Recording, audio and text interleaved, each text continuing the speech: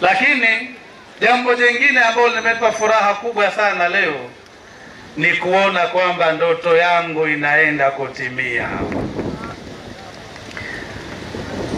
Mwaka 2020 ufunguzi wa kampeni hapa uwanja huu niliwaomba wananchi wenzangu wa jimbo la Kojani, niliwaambia mambo matatu kwenu naomba.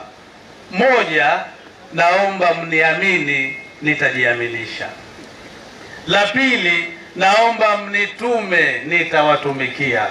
La tatu, naomba mnikopeshe, insha Allah nitawalipa.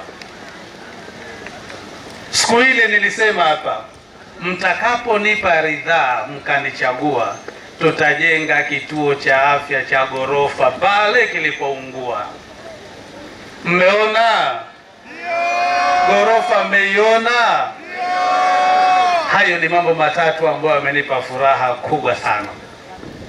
Lakini mheshimiwa mgeni rasmi, nataka niwaambie juhudi ile ambayo tunaifanya pale, na wewe ni shahidi mheshimiwa mgeni rasmi, ndo ulituamua mimi na ndugu yangu hapo Sheikh Hassan, mheshimiwa naibu waziri wa afya, ilikuwa tunatofautiana maneno kwa kweli. Tunagombana kabisa. Mimi nataka ghorofa, anasema sisi mipango yetu ni kituo cha chini. Naomba sawa, lakini mimi naomba sana tujenge ghorofa.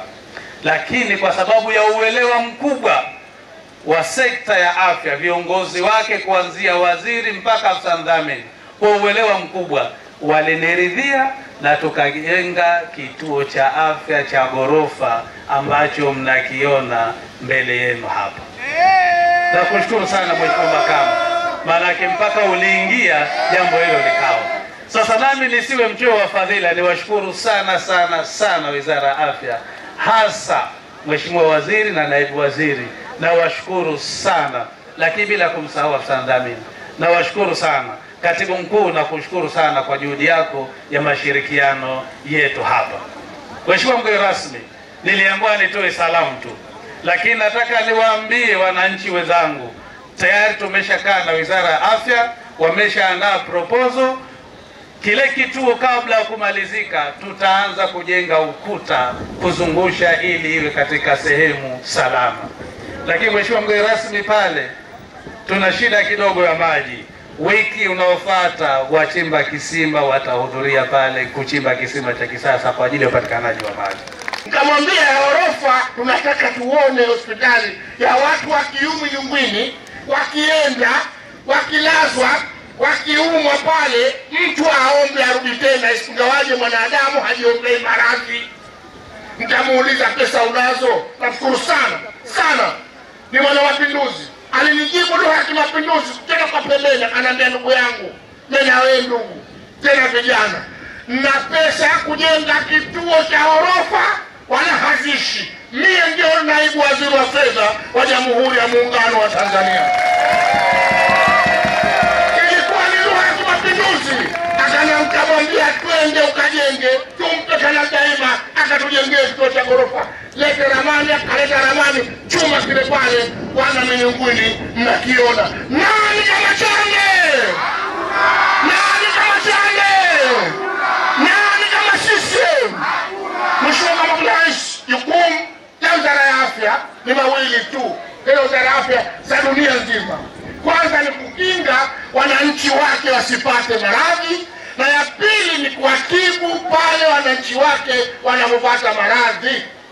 Lakini kuwatibu, matibabu yanaanza mazingira bora. Unapokwenda hospitali ambayo ukitazama juu unamkuta kijusi anapita, feni limejaa uchafu, utapoa? Upoi.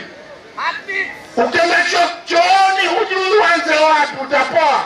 Lakini chuma kile pale na mahospitali aliyojenga Dr. Mwinyi na analojijenga, ukikaribia tu hospitali utapoa kwa sababu ya mazingira mazuri. Matibabu yanaanza mazingira. Hii ni dunia nzima. Mwenye ubishana aje kumuuliza diaspora. Mimi nashukuru Mungu, nchi nyingi duniani nimezitembea kuliko nilizokuwa sitembea.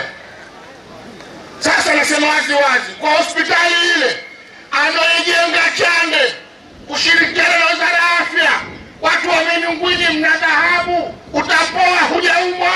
Dr. Mwinyi ameahidi tutafika pahali sio unaumwa maradhi madogo utafutiwe ndege, utafutiwe boti, utafutiwe hichi. Tumalize hapa hapa Pemba.